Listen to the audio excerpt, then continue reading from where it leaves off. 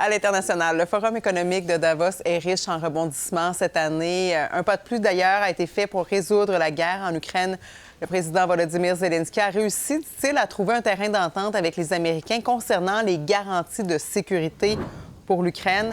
Sabrina, une rencontre d'ailleurs entre les États-Unis, l'Ukraine et la Russie pourrait avoir lieu là, au cours des prochains jours. Bon, je sais, c'est pas la première fois qu'on entend qu'il pourrait y avoir une réunion trilatérale, donc entre les États-Unis, l'Ukraine et également la Russie. Mais Volodymyr Zelensky a dit donc qu'effectivement, ça pourrait se faire dans les prochains jours et que ça aurait lieu donc aux Émirats arabes unis. D'ailleurs, il faut le dire, hein, les émissaires de Donald Trump, Steve Witkoff et Jared Kushner, vont rencontrer ce soir Vladimir Poutine à Moscou.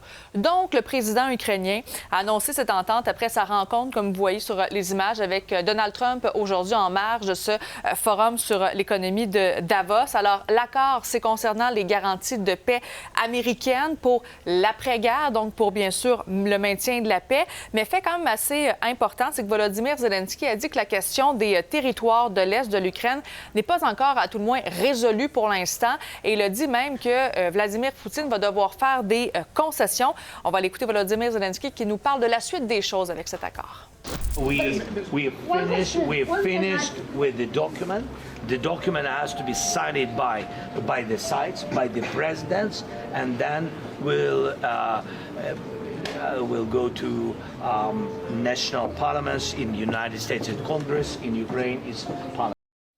Bon, et aussi aujourd'hui, Volodymyr Zelensky a fait un discours justement au Forum économique de Davos. Il a tenu des propos quand même assez virulents concernant l'Europe. Il disait qu'elle était fractionnée et perdue, qu'elle avait de la difficulté également à se tenir debout face à Vladimir Poutine. Donc, quand même assez surprenant étant donné que l'Europe, c'est l'allié en fait de l'Ukraine. Sabrina, il y a aussi Donald Trump qui a inauguré aujourd'hui son nouveau Conseil de paix. Oui, et là, il a signé la fameuse charte, en fait, aujourd'hui, de son Conseil de paix, avec la présence, en fait, d'une vingtaine de chefs d'État du monde entier. Ce conseil-là, en fait, qu'il va présider, et le but, c'est de régler les conflits dans le monde, et ça devrait être, là, selon Donald Trump, coordonné avec les Nations unies. Juste une petite mention, hein, que sur une cinquantaine d'invitations, il y a 35 pays qui ont répondu oui. Il y en a plusieurs qui ont répondu non, dont la France et également le Royaume-Uni. Et là-dessus, aujourd'hui, Donald Trump a parlé de poursuivre son plan de paix à Gaza.